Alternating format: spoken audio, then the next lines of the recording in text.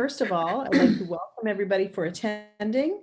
My name is Krista Ross. I'm CEO of the Fredericton Chamber of Commerce, and this is part of our webinar series that we offer to our members to help educate them on issues that are of importance and good for businesses to know about. I will remind you that this session, like all of our webinars, is recorded and will be shared after the event. So I'll ask you to unless you're the speaker, I'll ask you to turn off your mics, and I will suggest that during the presentation, if you have a question or a thought you want to share, please put it in the chat and I'll moderate questions afterwards. But at the end, we'll also turn on people's mics if they'd like and have a conversation. So today's session is for employers, managers, HR people, supervisors, and it's with regards to domestic violence as a workplace issue. Domestic and intimate partner violence costs employers $890 million a year in Canada. And to say that it's an economic issue is one thing, but it's also something that hits close to the heart of many businesses, because in small businesses and in organizations like most of ours, our work colleagues are also what we consider our work family. So it's really important for us to take care of each other and understand our obligations as employers, but also so that we can be more aware of how we can help our colleagues who might be faced with situations like this. I'm going to introduce our speaker, Silke Brabander. She's Senior Policy and Program Advisor in Violence Prevention at the Women's Equality Branch of the Executive Council Office with the province. She's also the chair of the Domestic and Intimate Partner Violence in the Workplace Committee, which I sit on. And I haven't been as active a member as I would like to be, but I'm really glad that the Chamber can be connected with this and that we were involved in helping to create the original Workplace Toolkit many years ago. And this year, the Workplace Toolkit has been revamped and we were involved in that as well. Without further ado, I'm going to ask Silke to take over and provide the presentation. And again, pop your questions or comments in the chat and we will refer to them at the end. Thanks everybody for attending and enjoy the presentation. Thank you, Krista. And thanks to all of you for coming today. It's we were just saying it's very Zoomy times this year, and we really appreciate those who do take the time to come to these Zoom presentations. We know it can be exhausting and overwhelming sometimes, but I'm really happy to be here today. So as mentioned, I'm Silke Brabander, and first, I guess I just want to take a moment to recognize that I am, and we are, the Fredericton Chamber of Commerce is currently on unceded and unsurrendered lands of the Wolastoqey. And a lot of our work actually takes place throughout the ancestral and unceded lands of the Wolastoqey and the Mi'kmaq people here in New Brunswick. So I like to take a moment to sort of think about what that means, to be thankful for being here today, and encourage everyone to really reflect on the colonial relations that work to structure the lives and the way we lead our work. So sort of throughout this presentation, but also, you know, throughout our daily lives, I know that I can do a better job at it on a daily basis. And I think we all can if we just take the time out of our day to think about that with purpose. So as Krista mentioned, I am the current chairperson of the New Brunswick Domestic and Intimate Partner Violence in the Workplace Committee, which is a bit of a mouthful.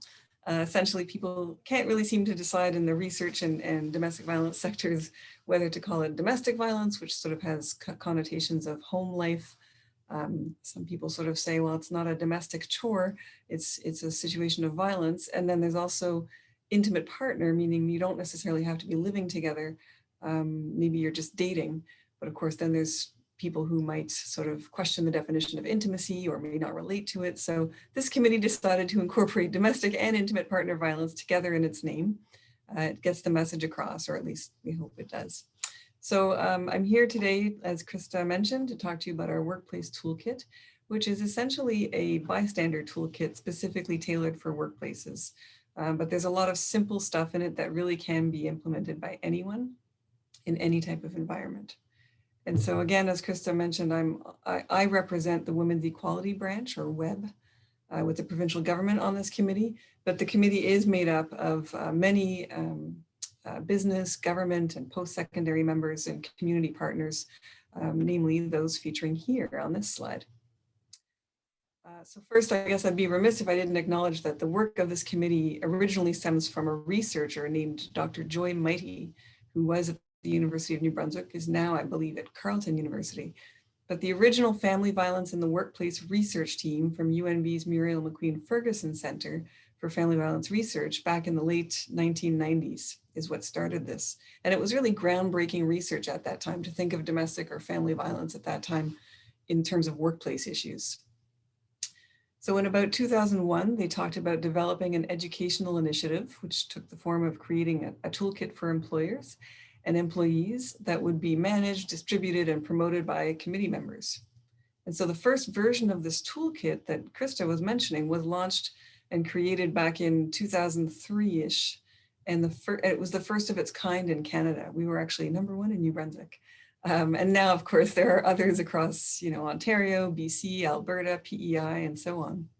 And all of them, from what I'm told from some of the original committee members, are based off our original work here in New Brunswick and that original research.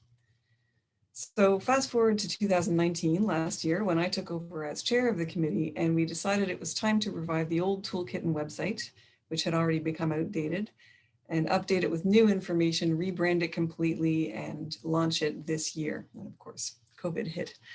So that's what I'm here to present to you today, our new and improved workplace toolkit to address domestic violence. And the work of this toolkit, the new toolkit, the website relaunch wouldn't have been possible without all the members you see here, listed here. So that's just some of the stakeholders who are interested in recognizing domestic violence as a workplace issue. So first of all, why address intimate partner violence or domestic violence? You might hear me use them interchangeably in the workplace. Why might that be important? What does it have to do with workplaces, other than, as Krista mentioned, the economic impact for one? Or in small places like New Brunswick, we consider our workplace family sometimes, or friends. Well, because domestic violence really doesn't have any boundaries. It doesn't stay at home. In fact, it's often one of the most significant triggers of overall violence in the workplace. People who use abusive behaviors toward their partner know where and when to find their victim, their partner. They know where they work and what their work schedule is usually. And family members, coworkers, and frontline professionals often hold crucial information. In fact, a Canadian study conducted in Ontario indicated that 33% of coworkers know something. That was updated just recently in the last few years, I think, up from 16% in 2009, I believe. So coworkers are sometimes the first person to notice something might be a little off. You might notice a coworker coming in late or just acting differently, or you might see bruises, or they might have told you directly, I'm having trouble at home, or I'm being controlled, or I don't know what's going on in my relationship, but they're not happy. Or you might hear indirect conversations. You might hear their abusive partner at home checking up on them a lot, and you overhear the conversations. And of course, again, in small provinces, like this one, we tend to be close with our colleagues, and 65% of friends know something too.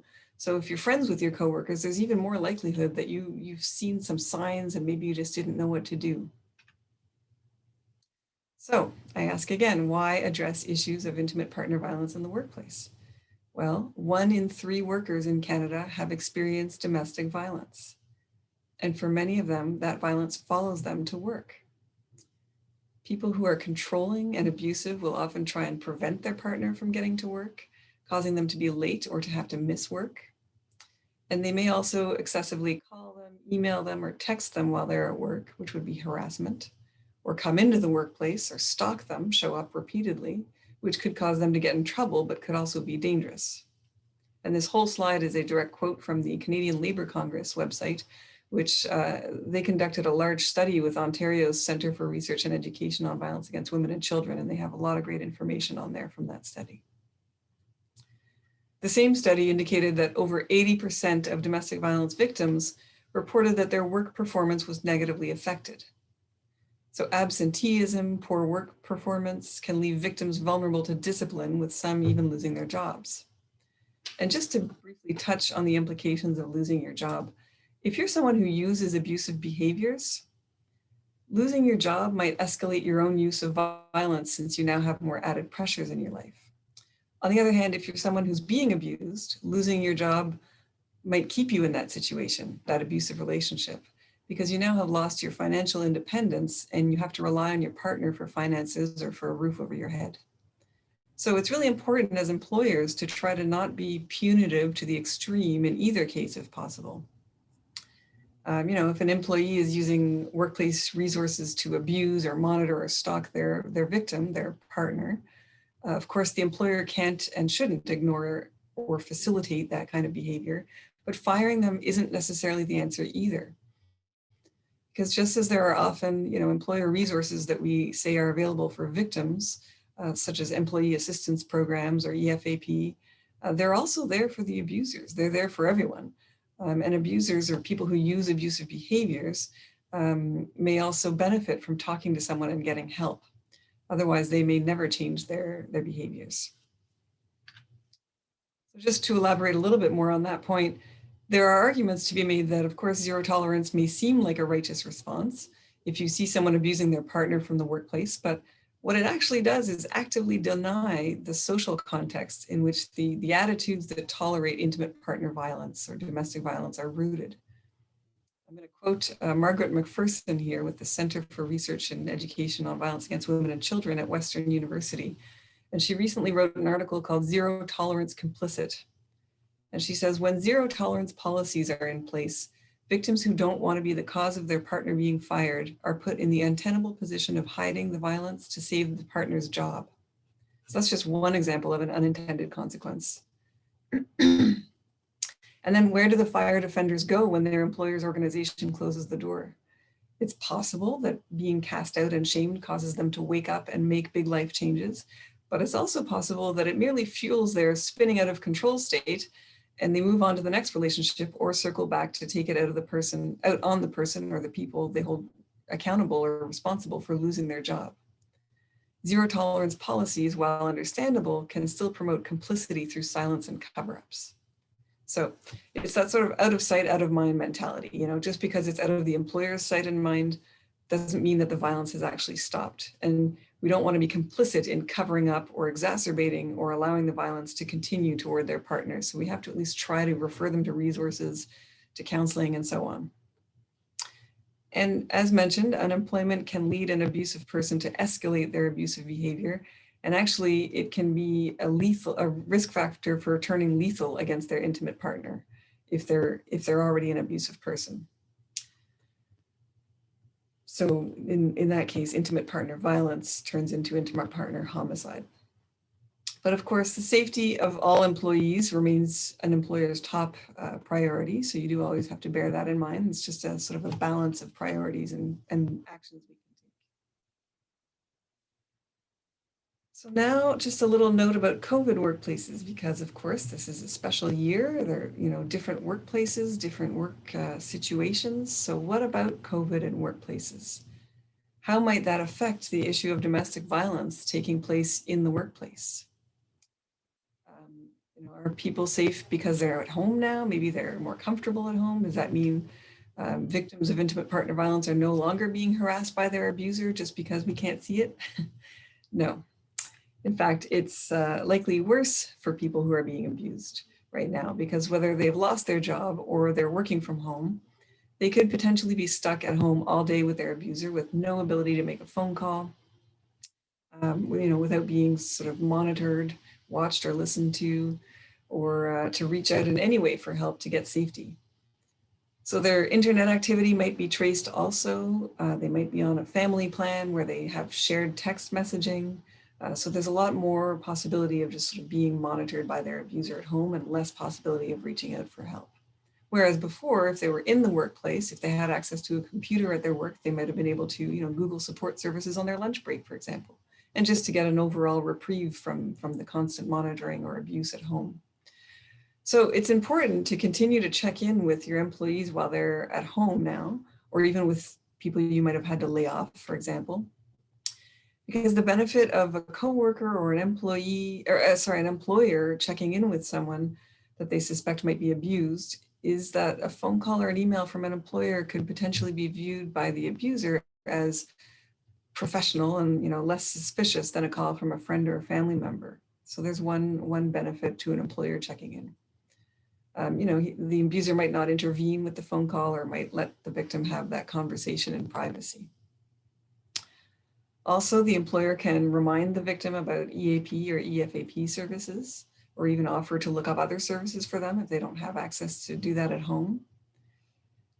And again, it's important in all cases for employers to check in with employees, because employees who are subjected to domestic violence but who feel safe at work will be more likely to seek help from a trusted colleague or leader, which is an important step in ending the cycle of abuse for them. And you can find additional suggestions for COVID-specific times at the link I've provided here, and I'll provide this presentation at the end as well, so everyone can have access to the link. It's from the Ontario campaign that we've collaborated a great deal with over the years, building on Canadian-based research.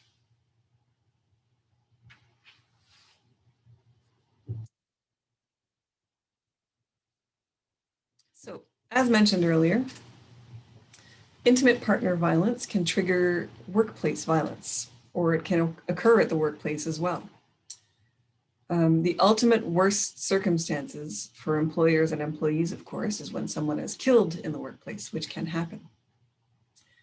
In New Brunswick, there are at least 2 women that we know of in the last 20 to 30 years or so, thanks to the Silent Witness Project, which honors the memories of women who've been killed by their intimate partner, were killed at their workplace as a result of domestic violence. There could be more, they just haven't been officially registered yet as intimate partner homicide. But there are these 2 women that we know of. Elda Armstrong, who was 53 when she was killed, and Rachel Cleghorn, who was 48, were both mothers, had both left or attempted to leave several times their abusive husbands, and both were shot in the parking lot of their workplace. So, and again, more women are killed by their intimate partners, generally speaking, in other locations, but these 2 just happen to be workplace specific. And this isn't meant to be a scare tactic. These are real New Brunswick facts, real New Brunswick stories, real New Brunswick women. So it's meant to take the issue seriously. And it's one more example of how domestic violence can affect a workplace, because you can bet the employees of those workplaces were strongly affected by these circumstances, and the absolutely devastating impact that it can have under the worst situations of circumstances of escalation. It's also one more example to demonstrate that domestic or intimate partner violence is not a private issue, despite many, many people still thinking it's none of my business. It's your business, as our tagline, as our toolkit is called. It is everyone's business. There are reasons why employers need to get involved before it can become too late. And there are things employers can do. Manage employees' personal lives, but by providing support for abused employees, they may actually be able to prevent workplace tragedies. So if we look at it that way, there are proactive measures we can take. So again, this isn't to say they'll all end in death, but there are other ways in which workplaces can become implicated too. And abuse happens far more often than homicide. Domestic abuse happens far more often than domestic homicide. 1 in 3 workers, remember, have experienced abuse. And in fact, 1 in 3 women across Canada have experienced abuse at some point in their lives. So we all have a role to play in ending that abuse too. But if all of this still doesn't convince you that employers should care, and maybe you still think it's just a personal matter, none of your business, well, once again, there are financial consequences for employers too. So this is in 2009 that it was estimated. So I imagine it's a lot higher now in 2020 dollars, but in 2009, it was estimated that the total economic impact of spousal violence in Canada amounted to $7.4 billion, or $220 per Canadian per year. And that's a lot of tax dollars. That's tax dollars spent on policing, courts, corrections, victim services, healthcare, and so on. But I'll also draw your attention to the second bullet point here, where we found from the same study that about 12% of that, or 890 million, is related to third-party costs such as losses to employers through loss of productivity, poor morale, absenteeism, presenteeism, loss of employees, recruitment, retraining, property damage, and so on. So that's a lot of costs that are directly related to employers. And in New Brunswick, the overall cost totaled to about 165 million in 2009 and about $20 million in employer and other third-party costs. And finally, again, if you're still not convinced through all of that you have an obligation as an employer to respond and address domestic violence if it enters the workplace, employers have legal obligations now across Canada, but specifically in New Brunswick too. Here is what I'm going to talk to you about today when it comes to addressing domestic violence issues that come to their attention, such as the new legislation that came into effect under New Brunswick's Employment Standards Act in 2018 that requires that employers provide leaves for their employees, a leave of absence, for an employee who's been impacted by domestic violence, intimate partner violence, or sexual violence. So this requires that employers be aware of risk factors, of signs, and of appropriate responses to these types of violence. And there's a website here where you can find out more information on that legislation and what an employer's obligations are. And then we have regulatory changes that address violence and harassment as workplace health and safety hazards that came into force in April of last year, April 2019, under the Occupational Health and Safety Act, meaning that employers in New Brunswick must now complete any necessary risk assessments and put the appropriate policies and procedures into place. And here's the catch: those risk assessments for violence in the workplace must now include the possibility of domestic violence, intimate partner violence, or sexual violence entering the workplace as well. So lots to be aware of as employers, and we cover all of this in our toolkit.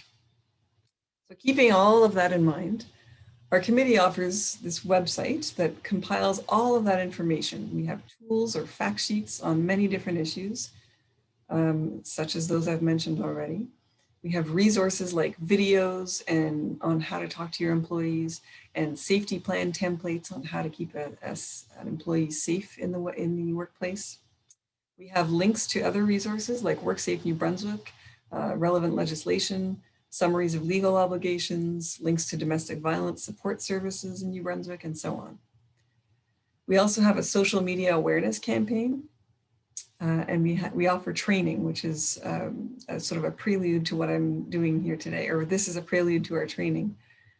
So that includes everything I've talked about so far, but in more depth, as well as things like making adjustments and planning for safety so that an abusive person can't access their victim at work, whether they work together or separately. Knowing the risk factors and signs, red flags to be aware of, coaching tips for speaking with employees, myths and barriers for victims of abuse, because of course it's important to raise that awareness among the general public too. We often hear things like, wouldn't this all just be easier if she just left him? Or, wouldn't it all just be easier if that relationship just ended? But there are lots and lots of reasons why that's not simple at all, including financial reasons. And quite frankly, that doesn't stop the abusers from going on to abuse other people anyway. So it's a vicious circle, and that kind of attitude not only blames the victim, but it doesn't put an end to intimate partner violence. So it's actually a myth busting session that we offer on that. So I'm just going to quickly take you through our toolkit and where to find it. Here's a quick snapshot of what our toolkit and website used to look like 20 years or so ago, 19 years ago. I can't remember exactly now, but it was green, blue, and yellow. You might have come across it before, and just might show you a little how outdated it was. And here's a snapshot of our new and improved toolkit website.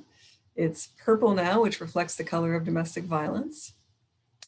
You might have also noticed that in terms of terminology, we've gone from calling it family violence to domestic or intimate partner violence. Again, just to reflect academic and legislative changes in terminology as we begin to understand the issue a bit more. So if you go to toolkitnb.ca, still the same website as it used to be, you'll see a landing page where you can select English or French. And then when you enter the website, you get to different pages like this one. You can click on the fact sheets and you'll get a drop-down menu, such as this. And you can download each fact sheet as a PDF or view it online as an HTML, or you can download the complete toolkit, which is the whole package of all the fact sheets, and it's printable and in color. We've also got resources listed in terms of local and regional resources in New Brunswick on domestic violence, like I said, support services and that kind of thing, but also resources like other Canadian sites that focus on this issue. So WorkSafe BC has a lot of great resources, sorry. PEI has guidelines for addressing family violence in the workplace. And then the Ontario Make It Our Business campaign. So lots of great different resources. We also have things like this, that's where you'll find the videos on how to talk to an employee, as well as the safety plan, which we hand out in training. And this is a sort of a snapshot right here of what you'll see if you download the safety plan. This is just the first page. It's a fillable multi-page document. Any employer can adapt it to their purposes. We developed this in collaboration with Ontario's Research Centre and the government of New Brunswick, and we made it available in English and French. So like I said, it's downloadable and adaptable. And so here is a list of the fact sheets that you can download individually and read up more on each issue by theme or by downloading the whole toolkit. So the original toolkit had these first 7 fact sheets that you see in purple here. We had hard copies that we handed out and an old website covering the topics. And we made a lot of update to those original ones too, updates, including reflecting new information from more recent studies and statistics, since the old ones were based on late 90s research and early 2000s. And based on our increased knowledge on the topic in general over the last couple of decades, as well as updates to the legislation that I talked about earlier and so on. We also updated our language to be more gender inclusive and less heteronormative, because although we do acknowledge that Stats Canada estimates, just to give one example, I mean, lots of different bodies across the world indicate this, but Stats Canada over the last 15 years straight now has indicated that about 80% of victims of intimate partner violence are female. But these stats don't generally account for the high rates and severity of violence suffered by two-spirited or LGBTQIA persons. And according to some research, like one recently cited by Ontario's Neighbours, Friends and Families campaign, transgender people are almost twice as likely to report experiencing domestic or intimate partner violence compared to their cisgender counterparts. And intimate partner violence rates for women who identified as gay, lesbian, or bisexual were nearly 5 times higher than for those who self-identified as heterosexual. Other research, like Calgary Pride cited some research earlier this year that indicates that at the very least, about 1 in 3 people in 2S LGBTQ+ relationships will experience domestic violence, which is the same incidence and rate as cis heterosexual women. So about 1 in 3 being victims. So it's just important to acknowledge this, because we tended to previously always hear, and we still do, we hear the sort of he-she dichotomy. You know, he for the abuser and she for the victim. And of course, that is generally speaking, statistically speaking, the case.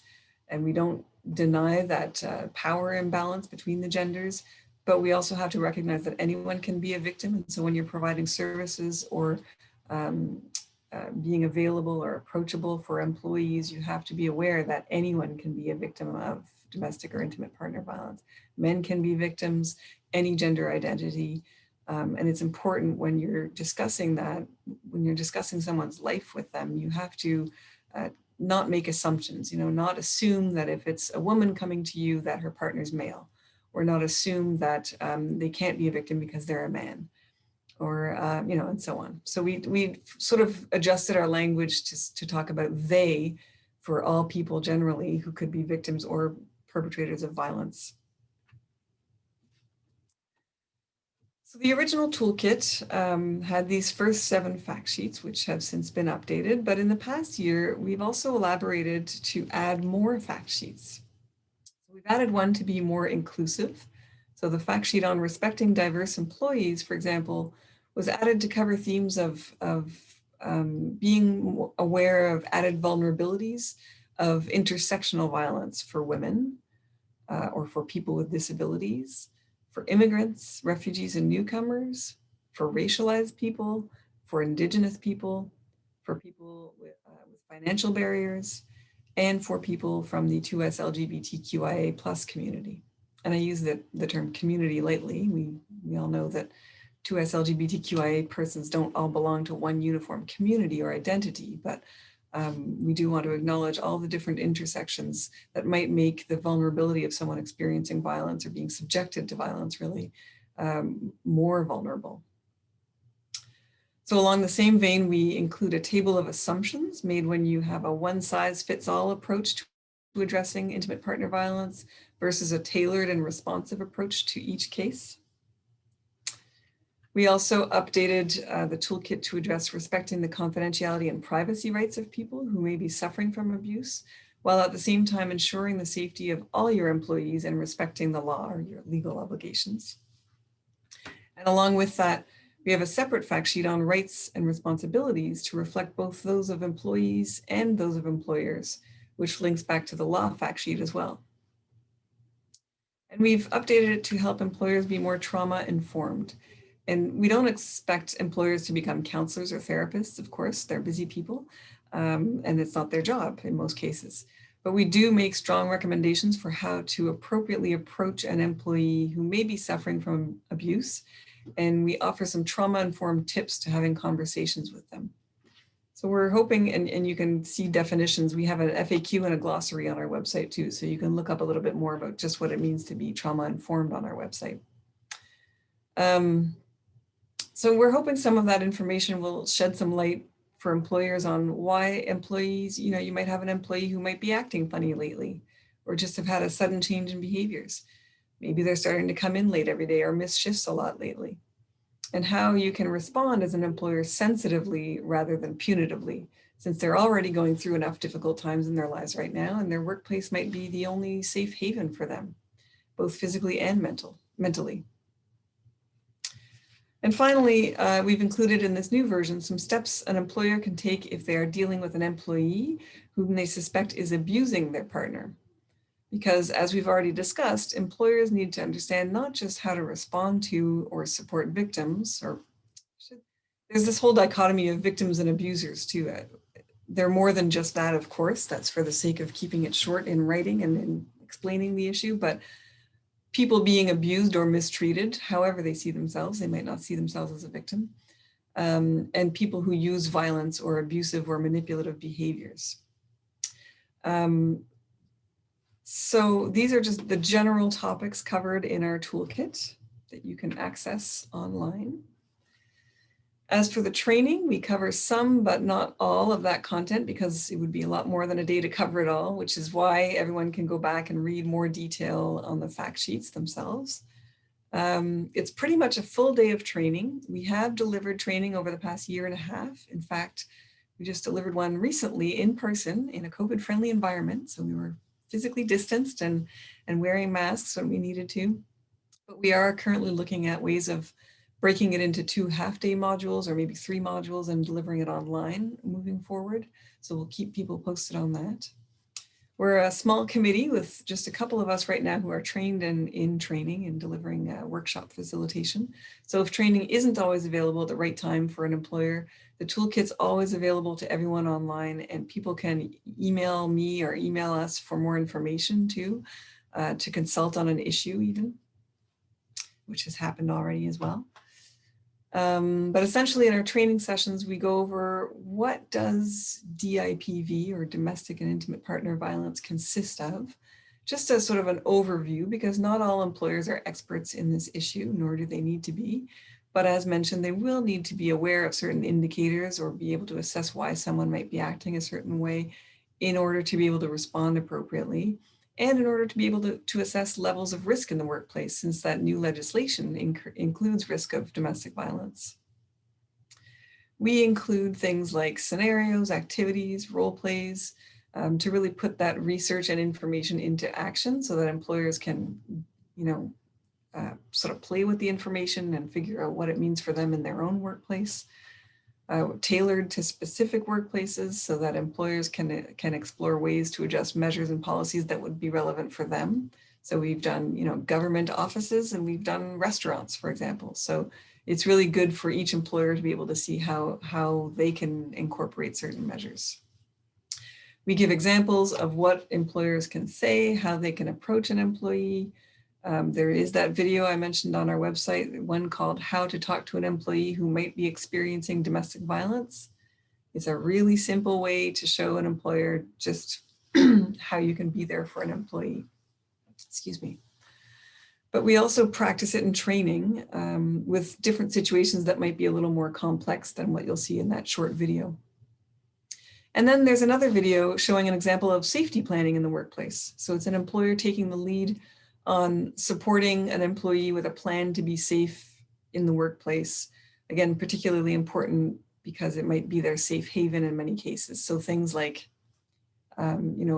changing their phone number maybe, or walking them to their car at night after work, things like that. And so there's a video, again, it's quite brief and simplistic. So but it's very effective. But we've also developed that safety plan tool I was telling you about earlier. So we asked the Ontario organization, the Centre for Research and Education on Violence Against Women, that had designed a safety plan for employees. We asked them if we could take theirs as a template and baseline and adapt it to New Brunswick specific workplaces and translate it into French and so on. So that's that snapshot of the safety plan I showed you earlier. So there's an opportunity to look through that in training in depth and to identify your workplace specific measures that can be taken. So like I said, it's a full day of training and we're currently working on delivering it online. And then in training and also on our website, we provide other resources like this. This is just a snapshot, it's not the whole page, but there's a one-page listing of support services for victims of abuse in every region in New Brunswick. So that's what you see here on the right-hand side, and on the left-hand side is the website where it's available. It's at the Women's Equality branch or just straight to violence prevention on the GNB website. So we provide handouts of this sheet in training, and we talk about how employers might want to put them up in washrooms or on bulletin boards or lunchrooms and so on. Because even if people don't come forward to their employer for help or to their coworkers, then at least they have access to information that might be of help to them. And I should point out just a little note about, I mentioned earlier, people might not see themselves as victims. And this is called Support Services for Victims of Abuse. You can print it out and then rename it something else. Do you think you might be in an unhealthy relationship? Call one of these numbers for help, because not everybody sees themselves as victims, or they might think, maybe these services are for people who don't have a lot of resources, and I have resources at my fingertips. Or maybe they think you have to move to a shelter in order to call a shelter and get help from them, but none of that is true. Any person at all, from any socioeconomic background, ethnicity, and so on, can experience or can be subjected to domestic violence. They might not recognize it as violence or abuse. They might just think, I don't really feel comfortable in my relationship. I feel like I'm being controlled all the time. And so these phone numbers, for example, the domestic violence outreach phone numbers, they can just call them and talk to them about that. And the outreach workers will help navigate them through that situation, through their relationship barriers and things like that. And kind of guide them on, and determine whether they might be in an abusive relationship or not, whether they might want to obtain more help or not. They can help them safety plan, develop safety measures to stay safer, whether they're staying in the relationship or not.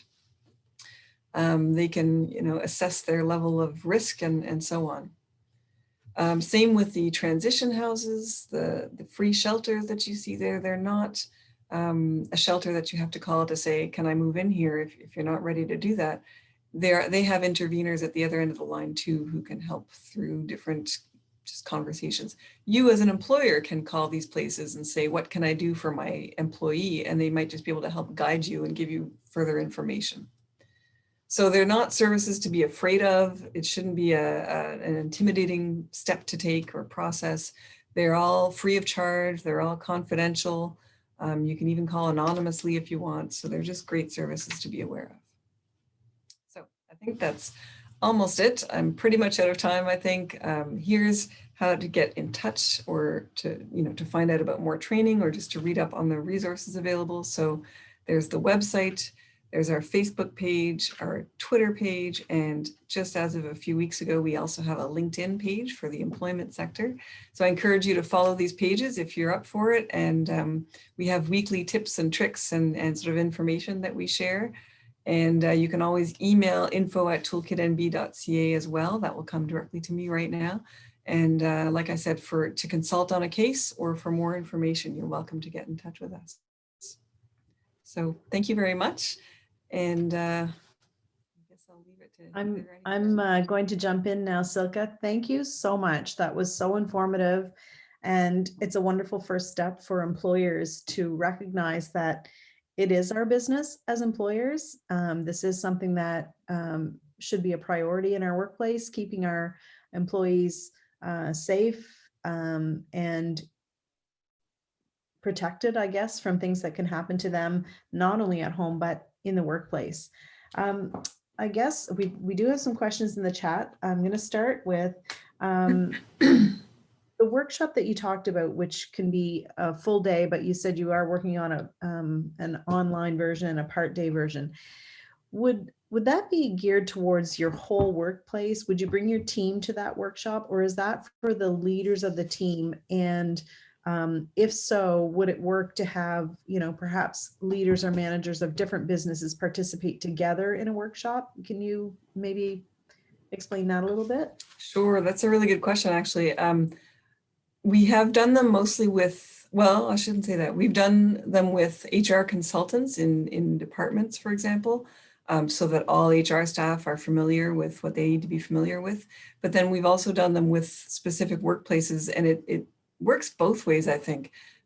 Definitely the leadership needs to be involved for sure, because oftentimes we see people go to training and saying, I wish my leader were here hearing this. And definitely they need to be leading the procedures and protocols they establish for their workplaces as well. But it really helps to have the whole team there, or different team members maybe assigned to it, depending on how big your workplace is, because then they can be part of informing the processes that you want to establish for your workplace too. Like we've heard some managers say, I never even knew this was a concern for employees, that we didn't have a light at the back door when they leave at the back door in the evening. And so I'm glad they were here in this training, because they brought it up as, hey, there's a safety measure we could take, so it helps to have the information coming from employees themselves. So I think it's good if you have, and especially if you have a specific type of workplace, like a restaurant industry, for example, or a store, it might be a different case than for office managers who might want to bring in other office managers too. But I can see a case for both types of training. I do recommend including employee input and feedback though. And I think most employer workplaces have a safety officer as required by WorkSafe. So, I mean, certainly that person would be maybe somebody who could guide the process, because it would probably fall under their purview. For sure. Now I'm going to go into the chat. What if your employee does not want to talk, or denies anything is wrong, or gets angry if you approach them on this issue? Yeah, good point. Absolutely. If someone might not have ever been approached before, it's possible that nobody's ever said anything to them before, so they might react strongly, like, what? None of your business, get out of my, or they might not recognize themselves as a victim, or they might be humiliated or embarrassed, and so that's how they react. So the idea is first of all, not to come out and say, hey, you're a victim of abuse. That's not an effective way of starting a delicate conversation. It might be more so, do you want to go and have a private conversation, and maybe approaching it a little more delicately? You seem to be a little distracted lately, and I'm just a little concerned about you. Is everything okay? That kind of thing. So it's not calling them out on being a victim, but also, they might be embarrassed or humiliated or angry, and victims aren't always perfect people either. That's the other part of the problem of calling people victims and perpetrators. They're not angels and demons, they're people, and they can react however they want to react. And so the key is really just that first step of approaching them. You lets them know that you're there in the future. And if they react like that, okay, just so you know, I'm here if you ever want to speak again. or here are some resources that you can access if anything is wrong. And you can start off with the EAP program if you have one, for example, as opposed to if you're still not sure if they're a victim of domestic abuse or not, you might not want to drop those resources in their face, but you could put them up in the washrooms or in the lunchroom. So it's really just about touching base, letting them know that you're someone they can go to in the future, because now that might open the door for them if they've never gone to anyone for help before, and then letting them know resources are available. So at least that's the very least you can do. So I guess that the next question is a follow-up to that. Is it better to wait until you are approached by an employee, or is it okay to approach them? What's the best route? I think it's definitely good to approach them. Again, you don't want to start looking at all your employees suspiciously now, but it's about being sensitive to people's moods, to people's behaviors at work, right? And so it's we tend to expect a lot of our employees, and we just dump more and more and more and more work on them, but we don't necessarily always check in on that emotional wellness level. And so sometimes it's just checking in with all employees. And sometimes if you notice one seems particularly off lately, it's checking in with that employee. And it doesn't have to be, like I said, the conversation doesn't have to be focused on domestic abuse. It can just be checking in with them. How are you doing lately? Are you okay? Maybe it's just because they're swamped or they haven't been sleeping well. Or maybe it's, it is domestic abuse. So it's starting those conversations and just being recognizant of different behaviors and moods at the workplace, being really attuned with your staff. So the next question is, if there was one first step that employers should take, what would it be? I would say inform yourselves, go to the website. First step is informing yourself, yeah. And then maybe printing off a list of resources for your workplace. Because even if you can't do anything else for the rest of the year because we're all so busy and I don't have time to take training and I don't have time to approach every employee, then at the very least you make resources available and you make it known that we are a workplace. Just by doing that, you make it known that we are a workplace who knows these issues exist and who want to inform staff that there are resources available. That's the very least that can be done, I think. So another question that's come in is with regards to the services that the branch provides and that are provided through the toolkit and whatnot. Are things like the workshop, do they have a cost, or are these free for employers, or how does that work? They are free. If we have to travel, we're located in Fredericton, so there might be travel costs related if we have to go outside of Fredericton, or things like that that might be, recovered through training costs. But no, the training itself is free of charge. And the services, all those services mentioned earlier, domestic violence outreach services, transition houses, all that stuff, that's all free to call as well, unless you're in a different region and it's a long distance number, but many of them have 1-800 numbers. So yeah, all free of charge. For those of you who read your chamber magazine from cover to cover, you would have noticed that there was a great article in our magazine in the last edition. And that was provided by Silke and the team, and also a bookmark, which is a sticker. And I've been holding off on sticking this on the front of my computer until after today's workshop so I could show everybody. But those types of pieces of information, such as some of these bookmarks and so on, are also available if you want to reach out. Oh my goodness, look at that. We have another one. That's great. Somebody is a proud reader of our chamber magazine. It's a bookmark. Well, It's that's bookmark. great. Yeah. Well, it actually is a sticker, and I've stuck mine on my door, and actually that's an action you can take as well. If you have an office door or on your front of your desk, you can put it on your door, and that could let people know that you're available to talk about this issue too, or that you're open to it or sensitive to the issues. So it's just hard to peel off the back of the sticker, but it is a sticker. Another question that's come in our chat is, how do you address awkward humor around a potential situation, an employee who makes jokes about it?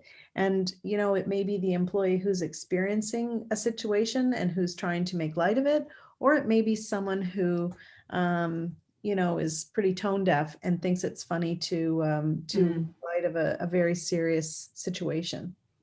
Wow, that's a really good question.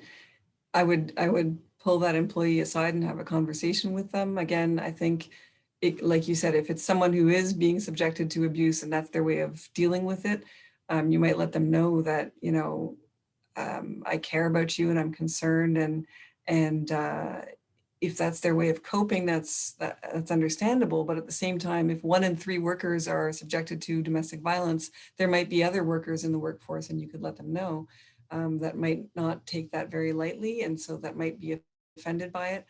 So I would have a conversation with them about that, regardless of whether it's someone who's being abused themselves or not. It's just that matter of being, and then if it turns into a conversation about that employee being in an abusive relationship, you can address that fact with them and support them and offer support services. But if it's a conversation more so about how other people might react, you can just let them know statistically 1 in 3 workers are subjected to violence. So it's something we don't really want to talk about or tolerate in this workplace, even though I understand it might be a coping mechanism for you. Sort of like how we don't tolerate sexist joking comments or racial joking comments. It's an important conversation to have with employees. For sure. Another question that's come up is, where do we find that list of phone numbers that were in your presentation? And I'm going to guess they are on the website. They are on our website, yes. But if you go to one of these websites also, you should see, well, violence prevention, you should see on the right, I believe it's called, there's a little round button you can press that says support services for victims of abuse. But I can send that out with the presentation as well. And see a thumbs up. On the Toolkit website, where would we find that? So that would be under resources, I believe. Okay, helpful links. Yes. Should be there.